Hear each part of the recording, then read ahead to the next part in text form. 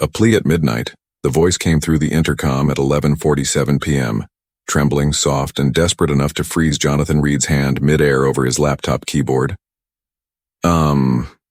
This is Clara from the night shift. I'm sorry to disturb anyone at this hour. I haven't eaten since yesterday morning. The cafeteria's closed, and I can't leave my station. Could someone please just send a sandwich, anything? I'll pay tomorrow. There was a pause. Then a muffled sound, something between a breath and a sob, before the line went dead. Jonathan stared at the small red light on the phone, blinking in the dim office. For a moment he thought he'd imagined it, but no, that voice, young yet hollowed by exhaustion, was real, and something in it, something fragile and raw, cut through the sterile stillness of the 39th floor. The CEO of Reed Technologies wasn't easily rattled. He'd fired executives without blinking, rebuilt departments from ashes, and negotiated deals worth millions while sipping his black coffee. But that voice wouldn't leave him. It felt too human for a place that had long forgotten what hunger or fear even sounded like. He pushed his chair back and walked to the glass wall overlooking the city. Down below, New York shimmered like an expensive lie. Lights burning bright in empty towers, people rushing toward promises that were rarely delivered. He wondered how many others were working themselves to the bone for a paycheck that barely kept them alive. A soft ping drew his attention.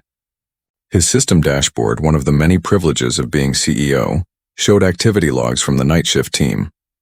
There she was, Clara Miles, Department Data Coordination. Log in 5:58 a.m., no log out since. 17 hours straight, he frowned.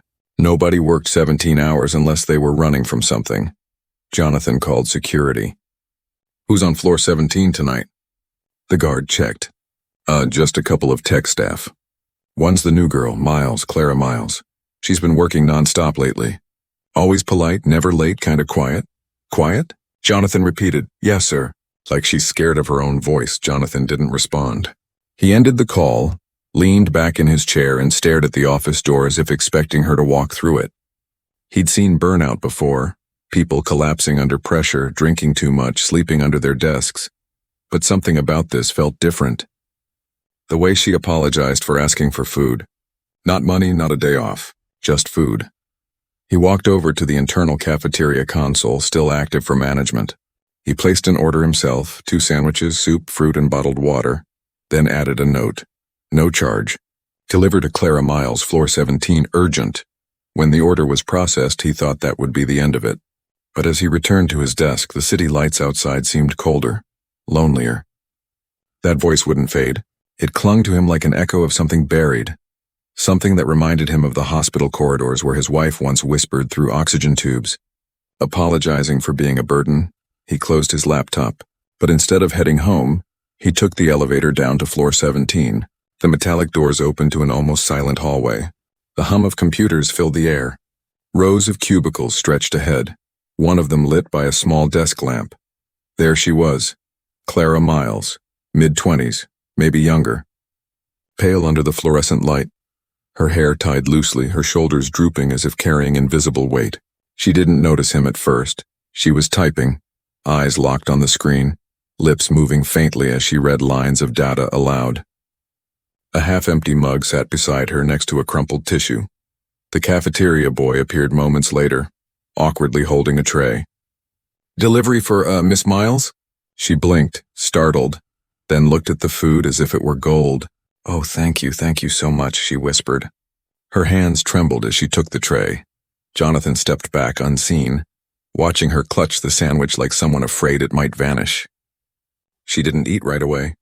Instead, she folded her hands, murmured something, a prayer maybe, and only then began to eat, slowly, quietly, savoring every bite as if it hurt to swallow. Something inside Jonathan cracked. He turned away, ashamed of his intrusion, but unable to leave. That quiet gratitude, the hidden hunger, the lonely resilience. He'd built an empire on efficiency and ambition. But right now he felt like the poorest man in the room. Back upstairs, he sat again in his glass office, but the skyline no longer impressed him. Somewhere below those glittering towers was a girl who hadn't eaten in a day, working 2 shifts to survive. And he, who could feed 1,000 with a signature, hadn't noticed her until tonight. Jonathan closed his eyes. That voice still echoed through his mind.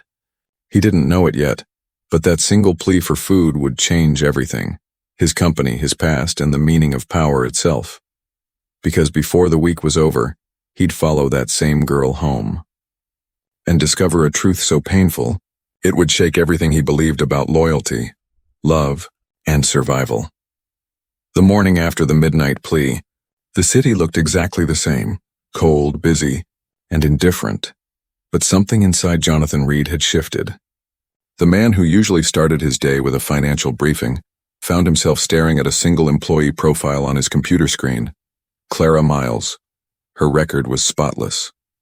No missed deadlines, no complaints, no requests beyond a few modest salary advances. The HR notes were almost clinical. Efficient, polite, self-contained. Declines company events. Avoids overtime pay disbursement. Avoids overtime pay? That made no sense. People begged for overtime hours in this company. She'd been working nearly double shifts, yet she didn't want the money. Jonathan leaned back in his chair, curiosity prickling the edges of his calm. It wasn't about charity anymore. It was about something deeper, something that didn't fit. He buzzed for Helen, his longtime executive assistant. Helen had seen him through boardroom wars and family funerals. She could read his silence like a weather forecast. "Get me everything on Clara Miles," he said quietly.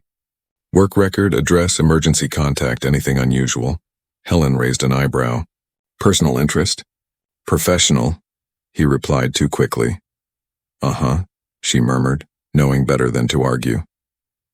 Within the hour, Helen returned with a thin file. "Not much here. She joined 8 months ago. Transferred from a data entry contractor. No disciplinary actions, no absences. Lives alone in a low-income complex on the east side. Pays rent on time. Emergency contact is blank." Jonathan flipped through the pages, frowning. No relatives, no references beyond her old supervisor who'd written a single line. "She works hard and asks for nothing. Ask for nothing." The phrase lingered. At lunchtime, Jonathan walked through the lower floors, something he hadn't done in years. People stared, startled, as the CEO appeared unannounced. When he reached the data coordination wing, he saw her again. Clara sat at her desk, typing quietly, surrounded by the soft chaos of spreadsheets and low chatter. But unlike others, her space was painfully bare. No photos, no plants. Just her ID badge, a water bottle, and an old laptop she'd probably brought from home. When she sensed someone watching, she glanced up. For a second, their eyes met. Hers were calm but distant, like someone who had learned the hard way not to expect kindness. Jonathan smiled faintly. "You're Clara Miles, right?" She froze, then nodded. "Yes, sir. I didn't know you'd be down here. I like to meet the people who keep my company running," he said, tone casual. "I heard you've been putting in extra hours." Her fingers tightened around her pen. "Just in trying to keep up with the load." "It's fine, sir." 17 hours isn't fine," he replied softly. "That's a sentence, not a shift." She hesitated, unsure if it was a reprimand or concern. "I don't mind," she finally whispered. "It keeps my mind busy." He noticed then how thin she was, how her wrists seemed too fragile for the keyboard. He wanted to ask why, but she looked away, retreating behind her polite composure. Before he could say more, Helen appeared, reminding him of his next meeting. Jonathan left, but not before glancing back once. Clara had already returned to her screen, shoulders slightly hunched, disappearing into her routine like a ghost blending into a crowd. That night, Jonathan stayed later than usual. From his office above, he watched the time logs update, employees signing out one by one. By 10:30 p.m., only one name remained active. "Miles, Clara," he rubbed his temples. Something was wrong. He couldn't prove it, but instinct told him this woman was hiding a story too heavy for someone her age. He decided to test it. He sent an email from a private account he used for quiet inquiries, posing as a routine company check-in. "Miss Miles, are you aware you're exceeding recommended work hours? Do you require assistance or transportation?" 10 minutes later, a reply came. "Thank you for checking, sir. I'm fine. Please don't worry. I'll be done soon. Some people don't get second chances at life, so I'm making sure I don't waste mine." Jonathan stared at the screen. Second chances? What did she mean? The next day, he called the accounting team discreetly. "Cross-check Clara Miles' salary transactions." "Any irregularities?" After an hour, the report came. She'd requested 3 salary advances but had withdrawn only portions of them, leaving most of the funds untouched. She's taking advances, not spending them, Jonathan murmured to himself. Who does that? That evening, while the city's rain came down in silver sheets, Jonathan made a decision that would forever change his life. He asked security for access to employee exit footage. The guard hesitated but complied. Nobody said no to the CEO. The footage showed Clara leaving the building at 12:19 a.m., clutching a small paper bag, no umbrella, no car waiting. She disappeared into the night, heading east toward the subway. Jonathan stood there, transfixed. Most employees hurried home. She walked like someone with nowhere to go. He didn't understand it yet, but he couldn't ignore it anymore. Something about her loneliness reflected his own, an ache that no title, no wealth could heal. He closed his umbrella, stepped into the rain, and got into his car. "Follow her," he told his driver. As the car moved through the wet streets, a chill ran through him. He had no idea what he was walking into, or how much of his past would come back to life because of it. Because before the night was over, he would discover why Clara worked herself to the edge of collapse, and the secret she was willing to starve for. The rain had softened into a steady whisper by the time Jonathan's car pulled to the curb near the East Side tenements. The neighborhood looked like a forgotten corner of the city. Dim alleys, flickering streetlights, buildings that leaned tiredly into each other like old men sharing secrets. Trash cans overflowed. Water dripped from rusted gutters in a mournful rhythm. From the back seat, Jonathan watched as Clara stepped out of the subway exit. Her small figure, wrapped in a faded gray coat, moved quickly through puddles. She clutched a paper bag against her chest as though guarding something precious. He expected her to hail a cab or unlock a car. She didn't. She walked, block after block, alone. "Sir, should I keep following?" his driver asked, uneasy. Jonathan hesitated. He knew this was madness, a CEO tailing his employee through the slums at midnight. But curiosity had long since turned into something sharper, something moral. "Keep your distance," he murmured. No headlights. Clara finally stopped before a crumbling brick building with peeling paint and broken mailboxes. She glanced around, cautious, then disappeared through the narrow doorway. Jonathan waited, his mind spinning with questions. A woman working double shifts, skipping meals, taking salary advances she didn't use. What kind of life could she be hiding here? He got out of the car, pulling his coat tight against the cold. The smell of damp concrete and mildew filled the air. Inside the stairwell, a single light bulb flickered, buzzing weakly.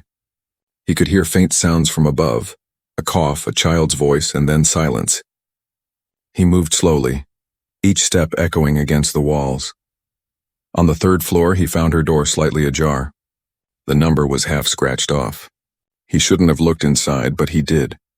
And what he saw froze him. Clara knelt beside a small mattress on the floor. A boy no older than 10 lay beneath a blanket, his face pale, his chest rising unevenly as he coughed. A small oxygen tank stood beside him, its dial trembling with every shallow breath. The apartment was bare. No furniture except a folding table with scattered pill bottles, an old kettle and a single flickering lamp. She whispered softly, her voice steady despite the exhaustion. "You'll feel better soon. Ethan, I brought soup tonight. Warm, not from the cafeteria leftovers this time." The boy tried to smile but winced instead. "You didn't eat again, did you?" She chuckled weakly. "Mothers skip dinner all the time." "You're not a mother," he murmured, closing his eyes. "You're my sister." Jonathan felt the breath catch in his throat. Brother. Not her child. Her little brother. And she'd been carrying this alone. Clara stood her back to him and quietly unpacked the paper bag, half a sandwich, 2 apples, and a bottle of milk. She divided the sandwich in half and set it on a chipped plate, pretending to eat her share though she barely touched it. Then she knelt again, brushing the boy's hair back. "I'll work the extra hours this weekend," she whispered. "Maybe then we can afford the new medicine.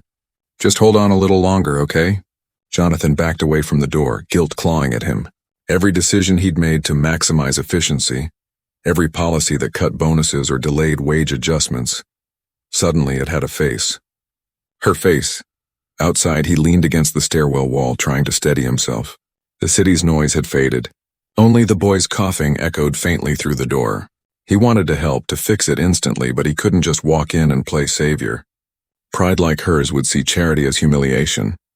He returned to his car, soaked and shaken. "Take me home," he said quietly. The driver glanced back. "You look like you saw a ghost, sir." Jonathan gave a small, humorless smile. Maybe I did. All night he couldn't sleep.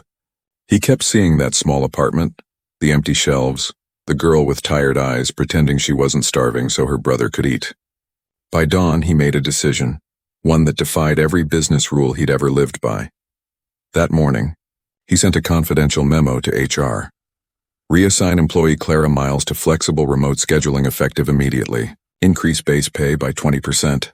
Logged as merit adjustment. No public announcement. But he didn't stop there. He instructed the finance department to cover her brother's medical expenses through the company's anonymous relief fund, a clause he'd forgotten even existed. When Clara received the email later that day, she froze at her desk, rereading it again and again. Her lips parted slightly, disbelief flashing across her face. Then she closed the message quickly, as if afraid someone might see. In the hallway, Jonathan watched from a distance. He expected relief in her eyes. Instead, he saw something else, fear. Not gratitude, not curiosity, just fear. That night, he received an unsigned note slipped under his office door. The handwriting was small but steady. "Please don't. Whatever you're trying to do, please stop. You'll only make things worse. Some people don't like others knowing where we live." Jonathan's blood went cold. Some people? Who was she talking about? He stared out the window at the sleepless city, his reflection blending with the night. The mystery wasn't over. It was just beginning. Because now, he realized, Clara wasn't just surviving poverty. She was hiding from someone. And the question that now burned in his mind wasn't how she lived like this, but who she was running from. The morning after the note arrived, Jonathan's patience snapped. He'd spent a sleepless night staring at those words. Some people don't like others knowing where we live. It wasn't just fear in that sentence. It was warning, and he wanted answers. When Clara arrived that afternoon, she moved quietly through the hallway, unaware that the CEO was waiting in his office for her. As she passed, Jonathan stepped out. "Miss Miles," he said evenly. A word. Her face was drained of color. She followed him into the room, hands trembling as the door shut behind her. "Sit down," he said softly. She obeyed, clutching her bag on her lap like a shield. He studied her in silence for a long moment before speaking. "You sent me a note. She hesitated. "I just didn't want trouble." "Please, sir, if this is about the new schedule—" "It's about you," he interrupted. "And your brother?" Her breath caught. I saw you," Jonathan said quietly. "Last night.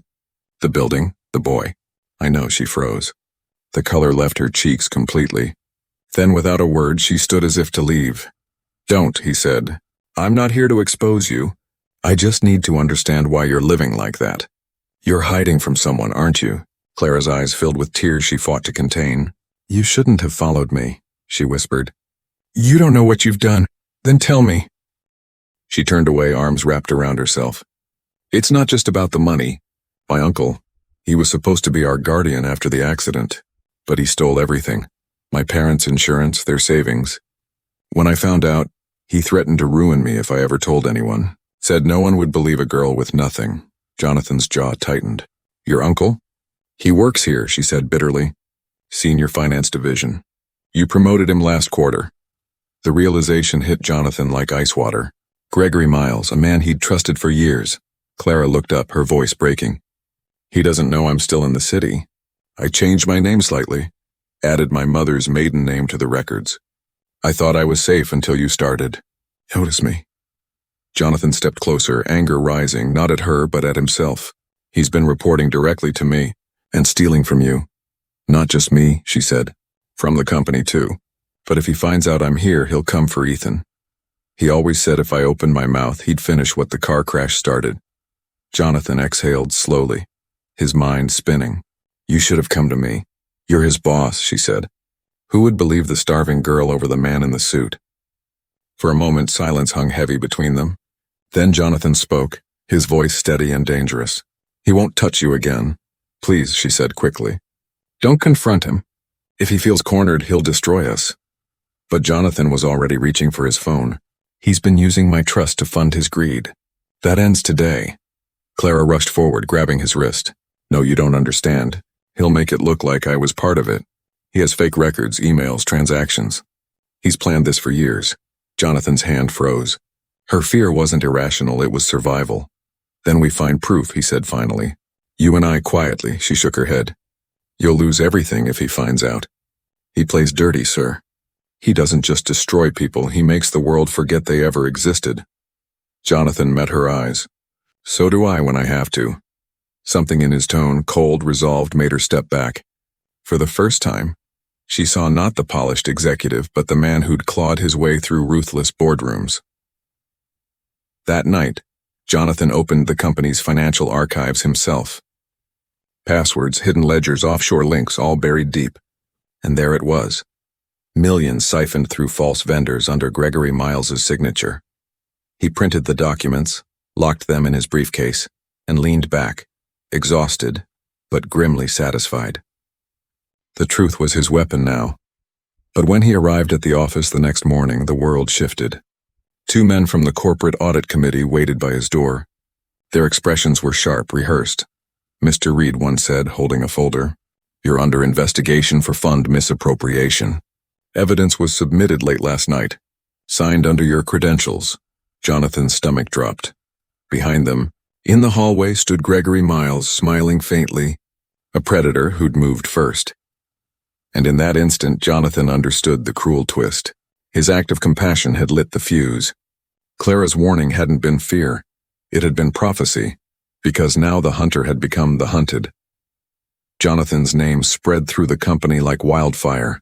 By noon, headlines whispered through phones and whispers turned to glares. CEO under investigation for financial misconduct. The board suspended him pending inquiry. His office, once a kingdom, was sealed by security. In 24 hours, everything he'd built was crumbling. He sat in his car in the underground lot, hands gripping the steering wheel, the documents proving his innocence locked inside his briefcase. But the trap was perfect. Gregory Miles had timed every move. The fake transactions, the doctored emails, all pointed directly to Jonathan. He replayed Clara's warning in his mind. He'll make it look like I was part of it. She had known exactly how her uncle operated. Jonathan's phone buzzed. A message from an unknown number. Stop digging. Walk away or the girl pays next. His pulse spiked. He called Clara, but her number was disconnected. Panic seized him. He knew then that Gregory had gone after her.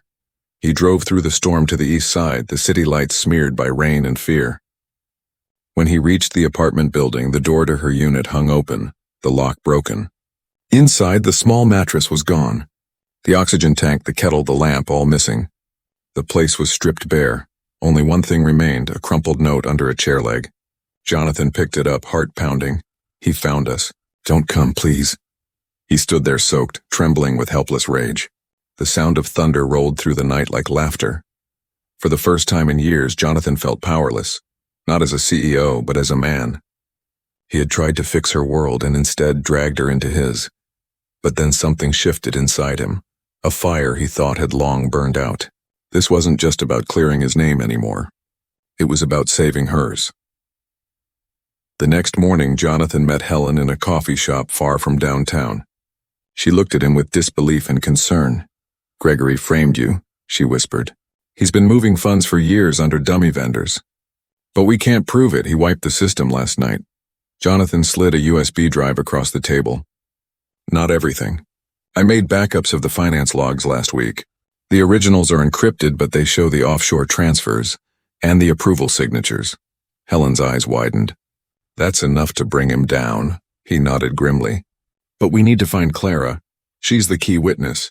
Without her testimony, he'll claim I fabricated everything." Helen hesitated. "Do you really think she'll come forward?" "She's terrified." "She's stronger than she knows," Jonathan said quietly. "She's been surviving him longer than any of us." He wasn't wrong. That night, Clara sat in an abandoned bus shelter outside the city, holding her brother's small hand as he slept. Her coat was soaked, her eyes hollow. She had run because Gregory's men had come for her. Two well-dressed strangers who claimed they were from corporate security. She knew better. But she couldn't keep running forever. Ethan needed medicine, and the man who had once helped her without asking for anything was now paying the price for her silence. She closed her eyes. He believed in you when no one else did, her conscience whispered. Now he's alone. The following day, the company held an emergency board meeting. Gregory Miles stood at the head of the table, calm and composed, presenting evidence of Jonathan's alleged fraud. The board members listened, uneasy but swayed by the forged proof. Then the doors opened. Clara stepped inside. Her clothes were wrinkled, her face pale, but her voice was steady. That evidence is false. The room froze. Gregory turned slowly, masking his shock. Miss Miles, I wasn't aware you were still employed here. I resigned, she said. But I came back to tell the truth. Jonathan entered behind her, escorted by Helen. He looked bruised by fatigue but defiant. Go ahead, Clara, he said softly. She faced the board. Gregory Miles is my uncle. After my parents died, he took everything they owned. He's been laundering company funds through offshore accounts and covering it under Jonathan Reed's name. I have proof, audio recordings, letters, and copies of his threats. Gasps echoed through the room. Gregory laughed sharply. You expect them to believe a desperate girl over a man who's served this company for decades? Believe me or not, Clara replied, but his greed cost me my family, my home, and my childhood. I won't let it take anyone else's life. She handed a small recorder to the chairman. A voice crackled through. Gregory's voice threatening her, gloating about burying Reed before sunrise. At that moment, the mask cracked. Security moved in. Gregory's defiance twisted into panic. He shouted denials, but the evidence was undeniable. As they escorted him out, his glare met Jonathan's. You think you've won? This isn't over. Jonathan exhaled slowly. No, he said. It's justice. Long overdue. Outside the building, Clara stood trembling in the cold. Jonathan approached quietly. You didn't have to do that, he said. Yes, I did, she whispered. You believed in me when I didn't believe in myself. Ethan's voice suddenly called from behind, a social worker holding his hand. The boy smiled faintly, his eyes brighter than Jonathan remembered. For a brief moment, the storm in both their lives seemed to still. But just as they turned toward the car, a flash from across the street caught Jonathan's eye. Camera shutter. Someone watching, someone not finished. Because though Gregory was gone, the secrets he left behind weren't. And as Jonathan watched Clara lead her brother away, he realized the final act of this story hadn't yet begun. The next few weeks unfolded like slow dawn after a storm. Gregory Miles was arrested, the company's accounts restored, and Jonathan Reed was cleared of all charges. The board issued public apologies, shareholders begged him to return, and the headlines flipped overnight. Wrongfully accused CEO exonerated after brave employee's testimony. But Jonathan didn't come back. He resigned quietly, leaving behind the tower that had once been his kingdom. The office no longer felt like power, it felt like noise. He had built a fortress out of ambition, only to realize that the walls had kept out the very thing that made life worth living. Humanity. He disappeared from the corporate scene, donating most of his severance to an unnamed trust. To the world, Jonathan Reed had vanished. But to one young woman, he was still the man who had followed her into the rain and refused to look away. 6 months later, on a bright spring morning, a charity gala filled the city's cultural hall. Banners read, Ethan's Promise Foundation, helping families rise again. The foundation had grown rapidly, providing aid to single caregivers, widows, and struggling workers. On stage stood Clara Miles, her voice steady, her presence luminous. Dressed simply, she didn't look like a survivor anymore. She looked like a force of healing. The audience listened in silence as she spoke. I once worked double shifts just to afford a loaf of bread, she said softly. I thought strength meant never asking for help. I thought dignity meant silence. But I was wrong. Sometimes accepting help isn't weakness, it's courage, because it means trusting that kindness still exists. Her words struck something deep in every heart there. Even the wealthy executives in the front row bowed their heads. Everything this foundation stands for, Clara continued, was inspired by one man. Someone who showed me that compassion doesn't come from pity but from respect. He never wanted his name revealed, but tonight, I have something for him. She gestured toward the screen behind her. The lights dimmed. A photograph appeared, grainy, taken from security footage months ago. It showed a man standing outside a small apartment in the rain, watching through a window, his face half hidden, his expression filled with quiet sorrow. The crowd murmured. Clara smiled faintly. He didn't know I saw him that night. But I did. He thought he was just protecting me, but in truth he saved both me and my brother. Because sometimes being seen is the first step to being saved. A single spotlight shifted to the back of the hall. Jonathan stood there, older, thinner, dressed in a simple dark coat. He hadn't planned to come. He'd been invited anonymously, his name written on an envelope with no sender. But now, as hundreds of eyes turned toward him, he felt something inside him break open, a warmth he hadn't felt in years. The audience rose to their feet, applauding. Clara stepped off the stage, tears shining in her eyes. "I told you," she said softly as she reached him. "Some people deserve to be followed." Jonathan tried to speak, but the words wouldn't come. For the first time, he felt the weight of gratitude instead of guilt. Ethan appeared beside her, taller now, healthy, smiling. He handed Jonathan a small box. Inside was a silver pen engraved with the words, "To the man who rewrote our story." Jonathan's throat tightened. He managed a quiet laugh. "I don't deserve this." "Yes, you do," Clara said. "You just forgot who you were trying to be." They stood there for a long moment, the applause fading into a hush. Jonathan looked at the faces in the crowd, people who had suffered, survived, and still believed in good. And for the first time in decades, he felt at peace. When the ceremony ended, Clara found him by the exit. "You're leaving again," she said. He smiled gently. "You don't need me anymore." "Maybe not," she replied. "But the world still does." He hesitated, then nodded. "Then I'll keep helping quietly. From the shadows. That's where people like me belong." She shook her head. "No, Mr. Reed. You belong wherever hearts are breaking and someone needs to see them." Jonathan looked out through the glass doors at the glowing city, his reflection merging with the lights. "Funny," he murmured. "I used to think leadership was about commanding people. Turns out it's about standing beside them." As he walked away into the soft evening air, the city no longer looked cold. It breathed. It pulsed with second chances. Clara watched him go, a faint smile on her lips. "Goodbye, sir," she whispered. "And thank you for following me that night." Jonathan turned once more, just enough for their eyes to meet across the crowd. "No," he said quietly. "Thank you for letting me." And then he was gone, swallowed by the city he'd once ruled, now reborn as part of its heartbeat, its redemption, its hope, because in the end, the story was never about wealth or survival. It was about two souls who met in hunger and discovered the rarest truth of all, that compassion can rewrite even the darkest past and feed the starving spirit of another. The end.